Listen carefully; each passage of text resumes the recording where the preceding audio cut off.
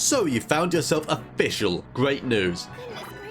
The Princess in Death something or other is a fantastic character to invest in given she can excel at multiple roles. And she's even been free in an event, so you don't need to sacrifice a Nopon to the gacha gods to play her. Help, Ricky! She's great as your main damage dealer, but also a very capable support, and both will require different builds. But before any of that, you need to get her above level 1. Pump those numbers up, those are rookie numbers in this racket. The most important step is whenever you are out in the world and you spy a hilly churl with a bow, stop. The world disappears. There is just you and that potential arrowhead. You need a metric ton of these. So to save having to farm hundreds later, go out of your way to kill any of these you see on your map. Once you're out of resources, it's a slow grind, but you can check for their locations in the Adventurer's Handbook if you're stuck. I'd suggest Stormterror's Lair as a good starting point if you need her now, but just keeping an eye while exploring is the best method if you're patient. Beyond that, you need to kill our Electro friend again. He took quite a beating in my last guide already. He's full. Well, you can stuff some dessert down his throat as you farm him indefinitely.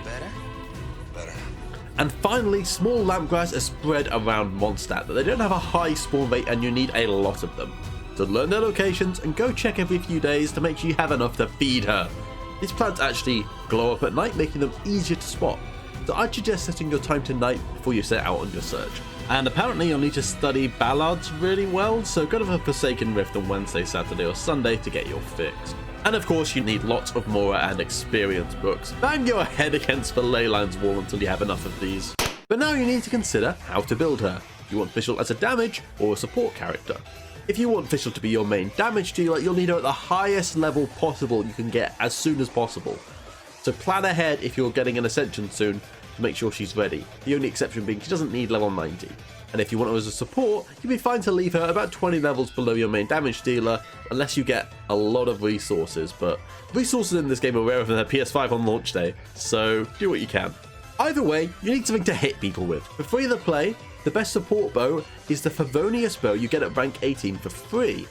However, the gacha holds Stringless, which is your best non-rank 5 bet if you can grab it, giving a big boost in damage. For your main damage dealer, the compound bow is the way to go, as you can refine it for free off of bosses. At refinement rank 5, it beats any non-rank 5 gacha option at the same level, so it's worth investing into. If you get a refinement into a rust, it will be better than the compound bow, but otherwise free to play is in a good place. Or you can run Scout Harp if you get it because, yeah, luck. I like money. The physical damage build is going to prioritize auto attacks, then Knight Rider, then Midnight Phantasmagoria, the talent level ups, whereas the support build wants to prioritize Knight Rider, Midnight Phantasmagoria, and then auto attack. For artifacts, we can take advantage of Fischl's versatility. Both support and damage will benefit from a Gladiator's 2-piece set. Then you can go for a 2-piece set of Thundering Fury to increase Oz's damage even further for support with an Electro Damage Goblet. Or you can replace those with a Bloodstained set if Fischl is smashing face as the main damage dealer and go for a Physical Damage Goblet. And between your artifacts, try to raise your crit wherever you can, so you have about double your crit damage to your crit ratio.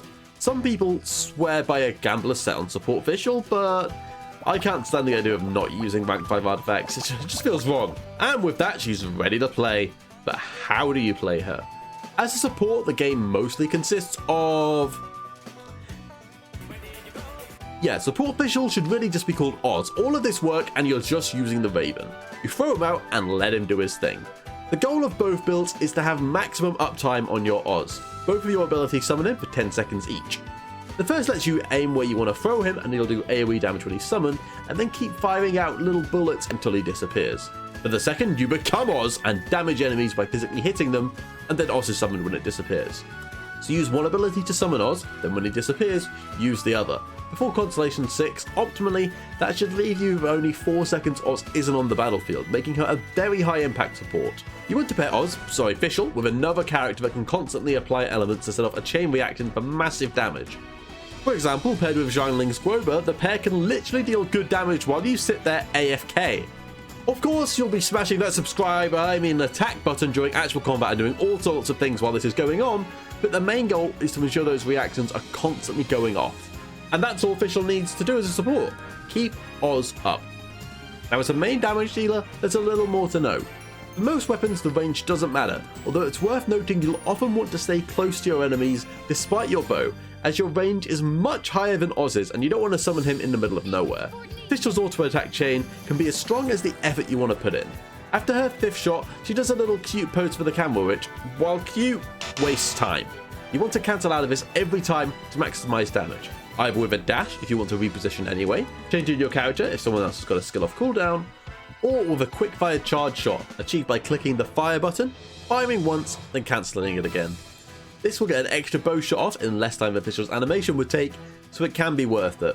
If you can be bothered, that is. I mean, it's a relatively small gain for a lot of effort, so make a conscious effort to do it during the Abyss, where time really matters, but elsewhere, it's up to you how efficient you want to be. And finally, more Constellations is clearly always good, but don't affect the gameplay very much.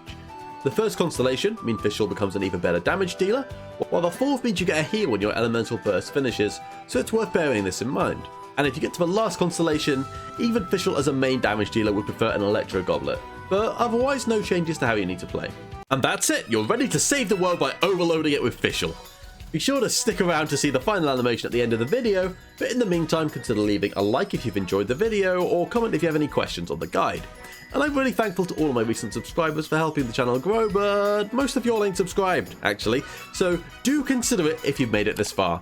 And finally, thank you so much for watching the video, I really appreciate it, and best of luck with your next pull, may the Prinzessin guide you.